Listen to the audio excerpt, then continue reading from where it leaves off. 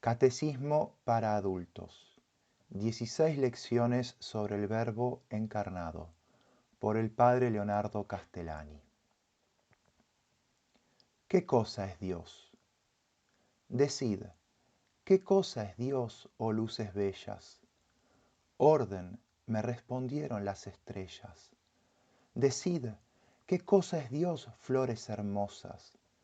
Belleza, respondiéronme las rosas. Decid, ¿qué cosa es Dios, oh madre mía?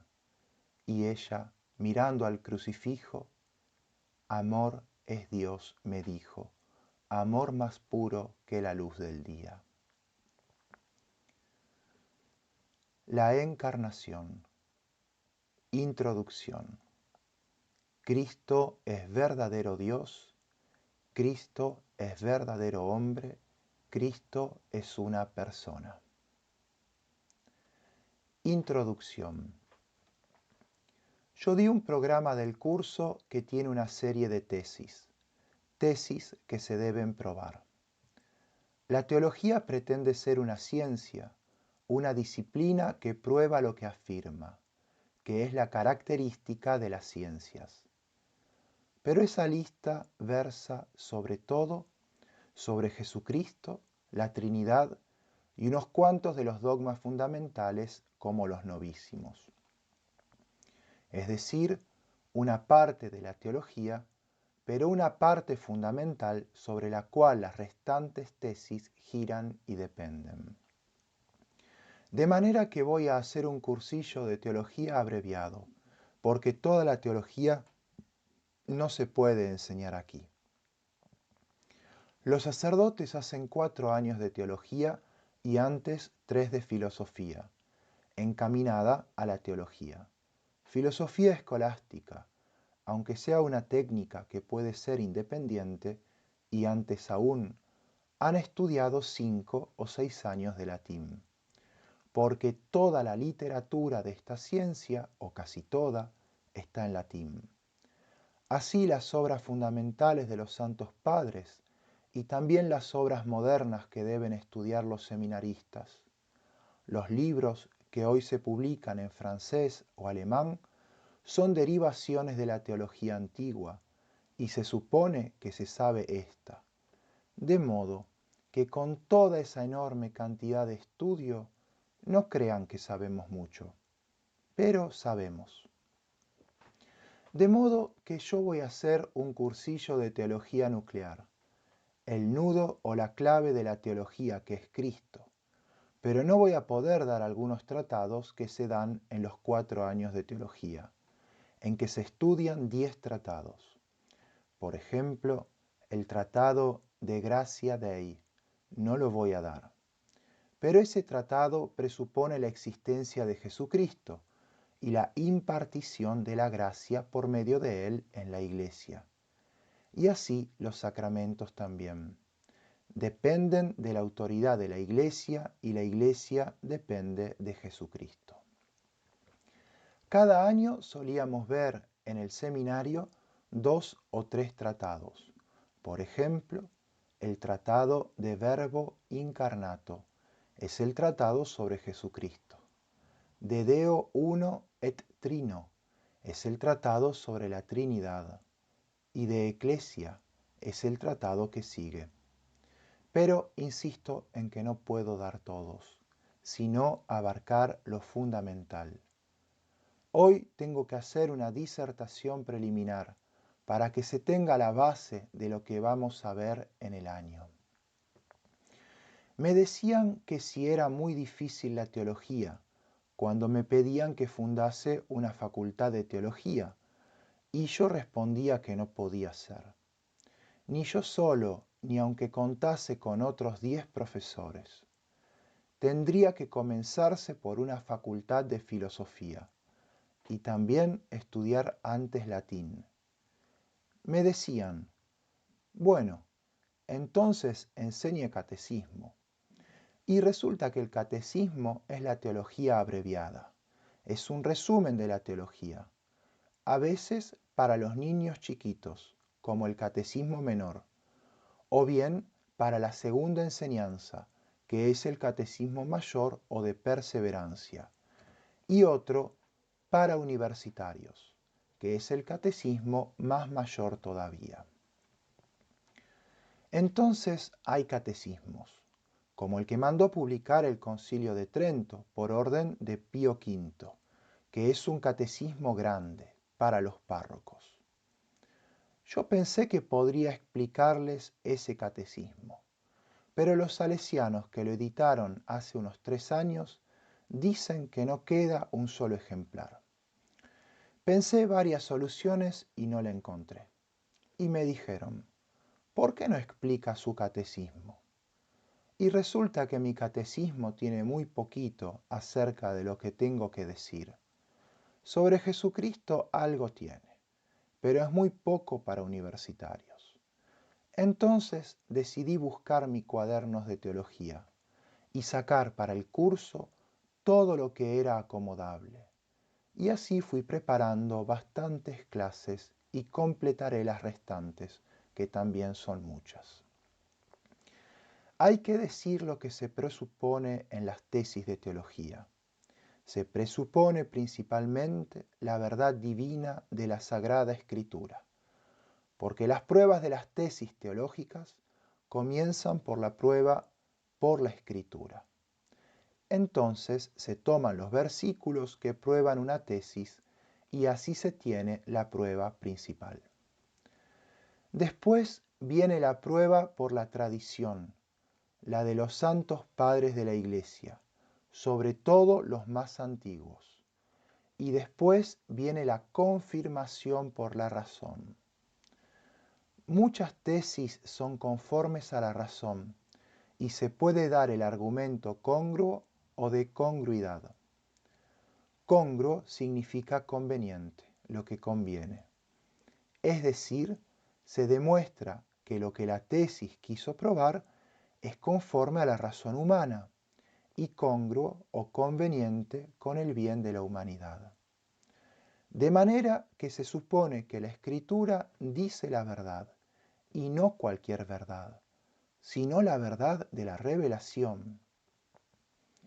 Eso ya se supone en el primer curso de teología, antes de entrar a la teología propiamente dicha. Hay un primer año entero en que se ve el tratado llamado de revelación, en el cual se estudia la autoridad de la Sagrada Escritura. Y después se trata de Jesucristo como Mesías, es decir, Jesucristo como hombre, hombre Dios desde luego, pero no se prueba en esa etapa que es Dios, sino simplemente el Mesías esperado por los judíos. Esos son presupuestos de la teología propiamente dicha. Se presupone que la Escritura dice la verdad divina y revelada. Ahora, ¿cómo sabemos eso? Lo sabemos porque Jesucristo lo dijo. Él aceptó la creencia de los antiguos judíos de que los libros del Antiguo Testamento venían de Dios. Él hizo su predicación y sus discípulos escribieron sobre su predicación. Hicieron crónicas sobre la vida de Jesucristo. No hay círculo vicioso en decir que la Escritura prueba que era Dios y que Jesucristo prueba que la Escritura es divina. No hay tal, porque Jesucristo probó por sus obras que Él era Dios, y luego en la Escritura se confirmó que Él lo era, sobre todo en las profecías que se cumplieron. Y de los profetas surge que Cristo era Dios, aunque eso del Verbo encarnado, hasta que Jesucristo lo reveló, no se tenía muy en claro. Se sabía como entre brumas. Se tenían algunas sospechas, pero hasta que Jesucristo dijo, yo soy igual que el Padre y yo somos una misma cosa, no se supo con toda claridad y eso precisamente es el fundamento de toda la religión cristiana. De manera que si sabemos que la Escritura es divina por Jesucristo, si sabemos hasta este punto que Él era Dios, o por lo menos un enviado de Dios que no podía mentir por las obras que hizo, Él lo dijo muchas veces: operibus creditus, creed a las obras, si no queréis creerme a mí. Creed a las obras que el Padre está haciendo por medio mío. Varias veces apeló a sus obras. Vale decir que su divinidad se prueba por su palabra y por sus obras, por todos los milagros que el Padre hizo por su intermedio, como resurrección de muertos, curación de enfermos, la caminata milagrosa, los panes milagrosos y todos los relatados en los evangelios. El milagro es el sello de Dios para revelar. Cristo tenía el sello de Dios acerca de su filiación divina, que es un misterio inmenso, que sin una prueba muy rigurosa no se puede creer. Es un gran misterio que Dios se haya hecho hombre. También profecías que se cumplieron. La profecía es también una muestra del sello de Dios.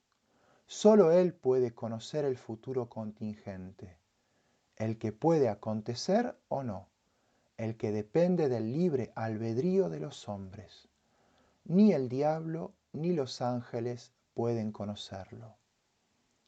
Entonces, ¿cómo sabemos que la Escritura dice verdad? Por Jesucristo.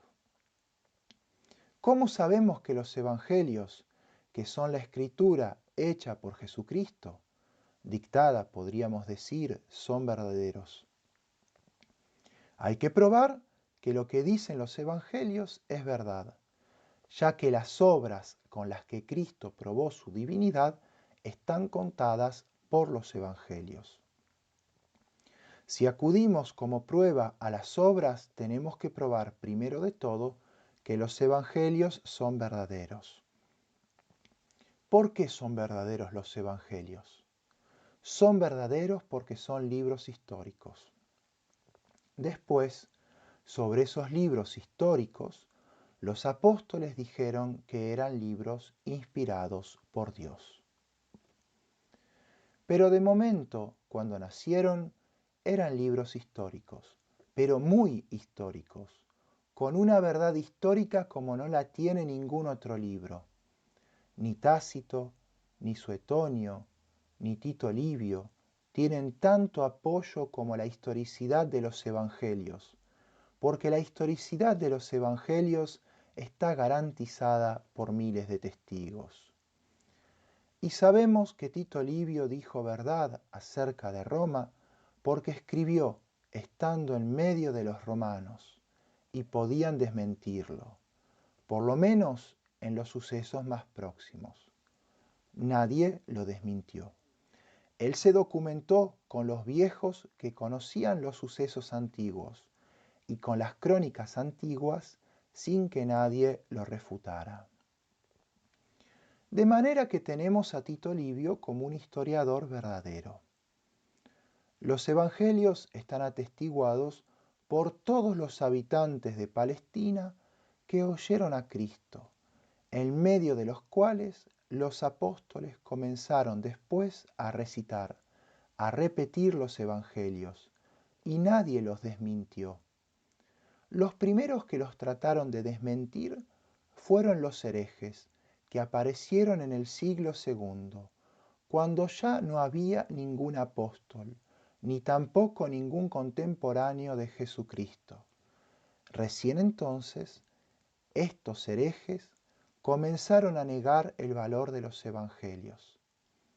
Y eso de negar el valor de los evangelios es actualísimo, porque hoy tratan de hacerlo hasta vulgarmente, por parte de gente que no tiene ciencia ni autoridad para decir nada. Pero empezaron los racionalistas, sobre todo en Alemania y también en Francia un poco.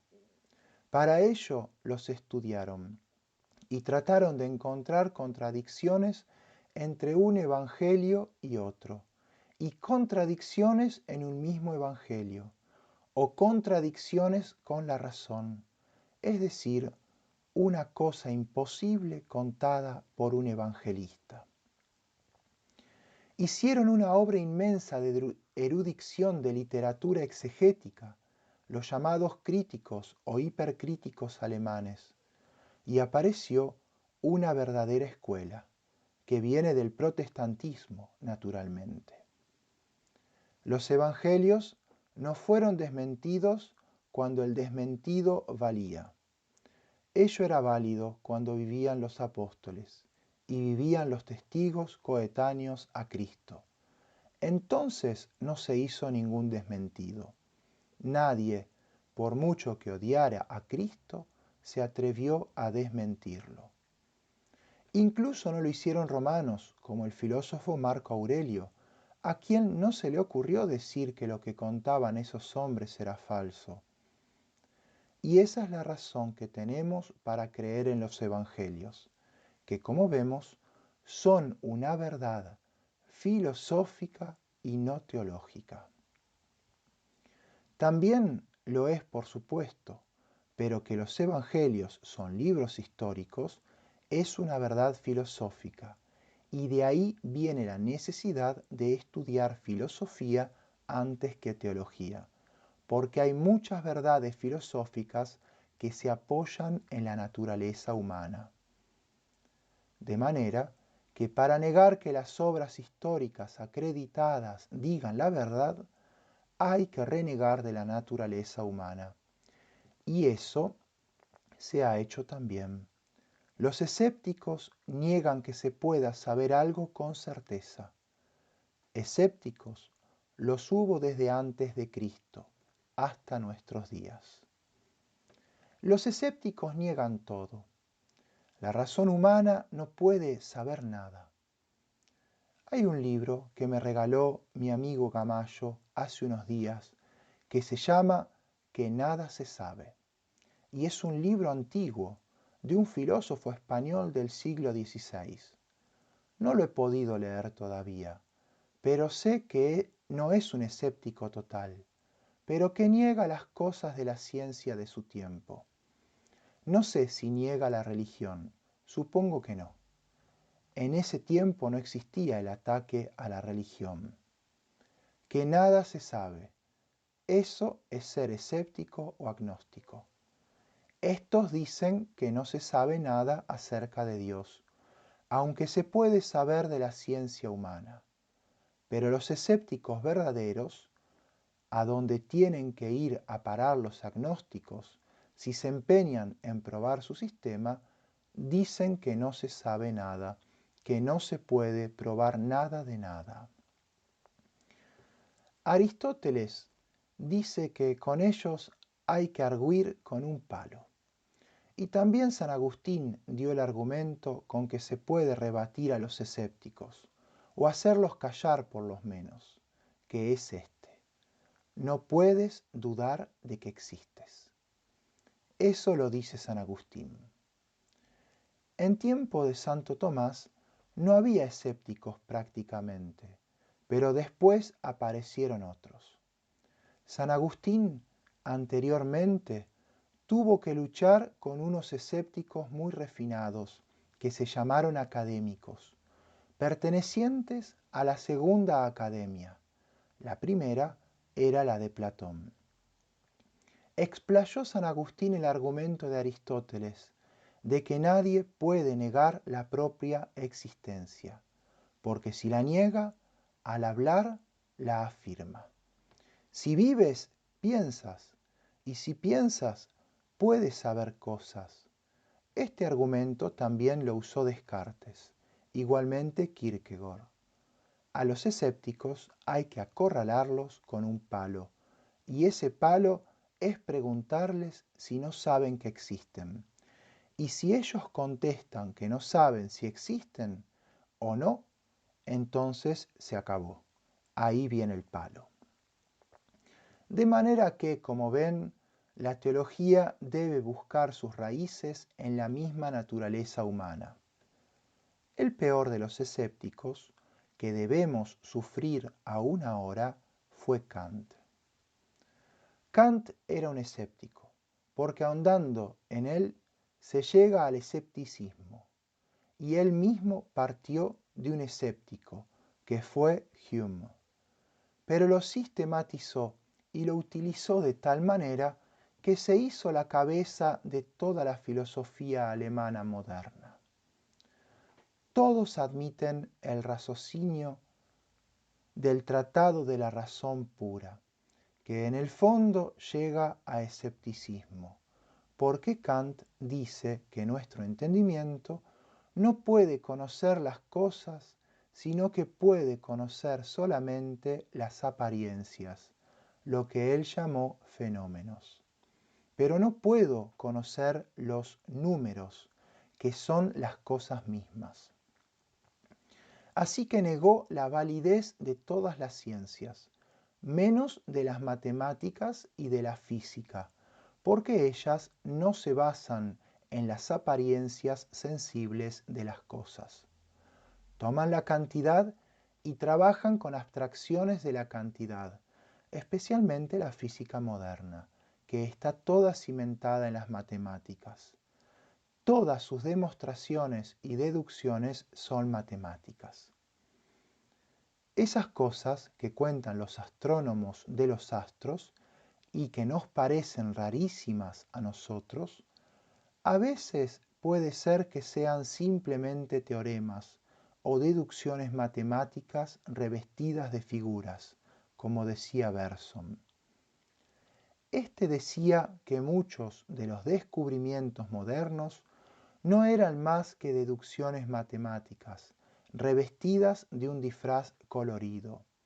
Por ejemplo, que tal nebulosa está a 18.000 millones de años luz, y cosas así, que no tienen comprobación posible por los sentidos. Son abstracciones matemáticas revestidas de color.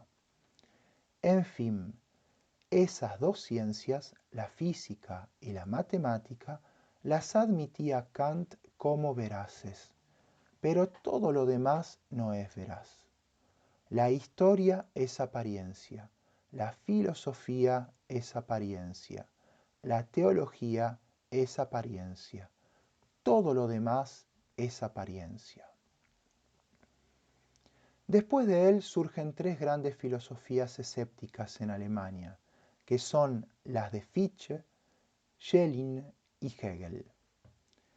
A los filósofos modernos los llamamos modernos, pero son derivados de Hegel casi todos.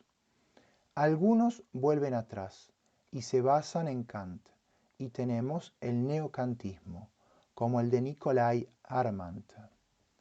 Neofichteísmo no hay. Retroceden y enseñan a Kant en otra forma, con otras palabras. Así creció la filosofía moderna que está impregnada de escepticismo. Hegel dice que el ser es lo mismo que el no ser. Solo existe el devenir, que es el punto de partida de la filosofía. Es un escepticismo porque no hay nada seguro, todo evoluciona. El devenir significa lo que va viniendo. Lo que se hace no puede quedar fijo, siempre evoluciona. Todos los sistemas evolucionistas parten de la filosofía de Hegel, y así todos los filósofos modernos. El otro día hice una lista de todos los filósofos modernos para un artículo que me pidieron en la Gaceta de Tucumán sobre la actualidad de Santo Tomás de Aquino. Yo nombré a casi todos los filósofos modernos, que son todos discípulos, y los existencialistas. Los existencialistas son también discípulos de la filosofía de Hegel, culminando en Heidegger, en el cual se basa Sartre, quien escribió un libro grandísimo que se llama El ser y la nada, haciendo una parodia de Martin Heidegger, que en el fondo es un libro de burla, pero parece que no. Él asimiló el lenguaje de Heidegger y compuso un libro que es una burla de él. Hay tres cosas en el libro ese que son contradictorias en sí mismas, como lo pongo en mi libro de Kierkegaard a Santo Tomás, y de esas contradicciones ha hecho esquemas, teorías y todas esas cosas. Los antiguos decían que con lo absurdo se puede probar todo. Los griegos habían inventado una cantidad de juegos filosóficos que consistían en poner un absurdo y sacar de él una conclusión disparatadísima. Para poner un absurdo hay que poner una cosa que lo sea solo en apariencia.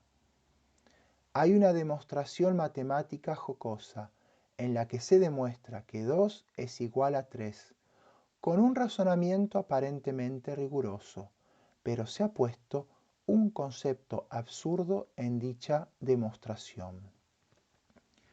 De modo que el devenir de Hegel continúa esparciendo el escepticismo en el mundo, por medio de sus epígonos o por él mismo, aunque hoy día no se estudia mucho porque es sumamente difícil y ha sido refutado. Pero los que asimilan a Hegel en parte o en todo, como estos franceses que hay ahora, estos dos filósofos franceses, Louis Lavelle y René Lessen, hoy vigentes, que son hegelianos en el fondo. Yo he tenido la paciencia de leerlos, no todos, porque cuando encontré el sofisma en ellos los dejé. Son hegelianos modernos. En el artículo que escribí para la Gaceta de Tucumán puse una cosa atrevida que a mí se me ocurrió estudiando a Kierkegaard. Es la siguiente. Kierkegaard refutó a Hegel de 1000 maneras. Refutó toda su obra con la burla, con el raciocinio, con el sentido común, porque él había sido educado en Hegel y tenía que libertarse de él, de lo que tenía adentro. Hegel dijo de sí mismo que era seguidor de Aristóteles, un segundo Aristóteles.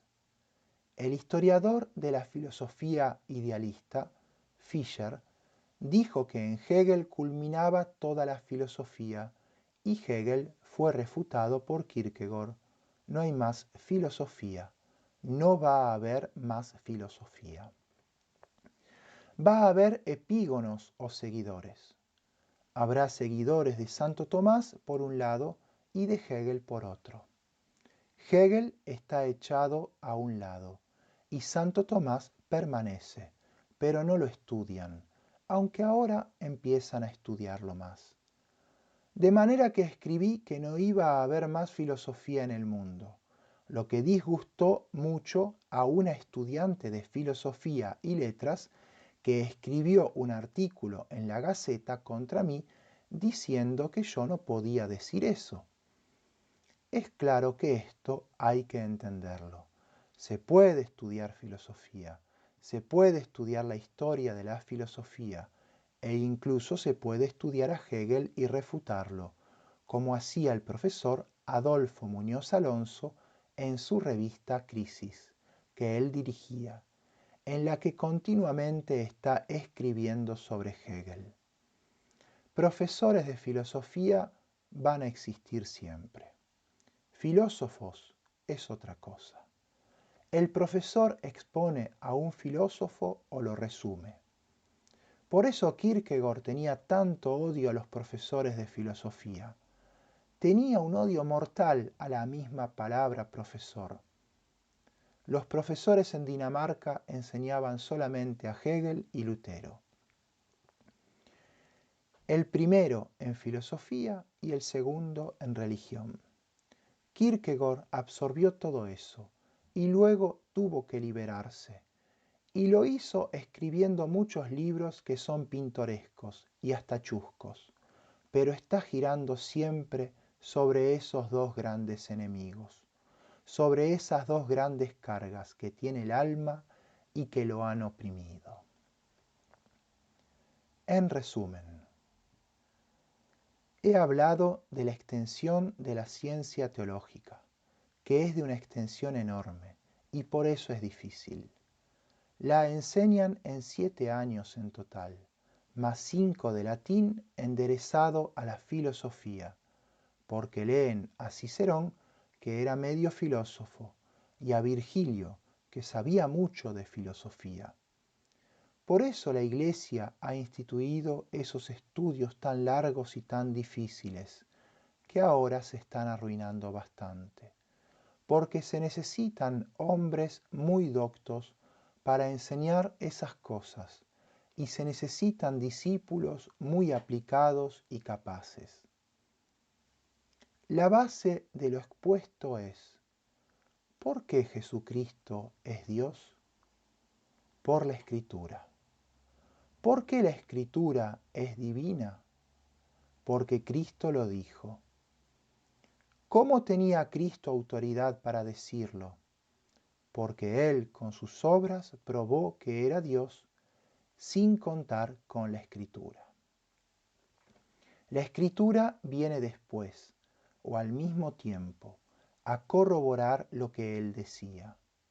Él, lo que decía, lo basaba en la Escritura antigua, de manera que no hay un círculo vicioso. No lo hemos oído a Él directamente, no hemos visto sus obras. Somos los testigos vigésimos o centésimos de Él, y los testigos directos no fueron más aventajados que nosotros, porque muchos no creyeron, aun viendo sus obras, e incluso los apóstoles dudaron. Dichosos los que vieron y creyeron. Las Escrituras son veraces, porque son libros históricos, los más históricos de todos, probablemente. De los 4 evangelistas, 3 murieron mártires, y San Juan casi lo fue también, pero se salvó. Pascal, del que nos quedaron sus pensamientos solamente, dijo: creo solamente en testigos que se dejan matar. Y esta es una prueba de la autenticidad de los evangelios. Si los primeros apóstoles hubieran dudado que los evangelios eran verdad, no hubieran tenido fuerza para mantener su fe aún a costa de dejarse matar. Creían con toda seguridad que esa era la palabra de Dios. Después viene la confianza en la naturaleza humana, porque los escépticos no tienen confianza en la naturaleza humana. San Agustín dice: si existes, piensas, y si piensas, puedes saber cosas. Este es el único argumento que hay. Por lo tanto, es necesario confiar en la naturaleza humana, tener naturaleza humana, cosa que los escépticos parece que no la tuvieron. De modo que hoy día hay una gran cantidad de herejías, como veremos en las clases, porque antes de cada tesis en teología se habla de los adversarios, se expone la tesis y luego se refuta a aquellos. Así se manejaba Santo Tomás.